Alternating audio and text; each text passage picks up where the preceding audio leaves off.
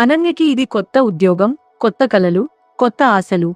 తన ప్రతిభతో ఎదగాలి అనుకుంది, గౌరవంగా జీవించాలి అనుకుంది. మొదట అతను మంచి బాస్లా కనిపించాడు, సహాయం చేస్తున్నట్టే మాట్లాడాడు. కాని ఆ మాటల వెనుక ఉద్దేశం వేరే. అనవసరంగా కేబిన్కి పిలవడం, వ్యక్తిగతంగా మాట్లాడడం, ఆమె రూపం గురించి వ్యాఖ్యలు. అనన్యకి అసౌకర్యం మొదలైంది. ఒకరోజు అతను హద్దు దాటాడు. ప్రమోషన్ కావాలంటే నాతో దగ్గరగా ఉండాలి అన్నాడు. ఆ మాట ఆమె గుండెను గాయపరిచింది. ఆమె కేకలు వేయలేదు, ఆమె భయపడలేదు. నిశ్శబ్దంగా తన ఫోన్లో రికార్డింగ్ ఆన్ చేసింది.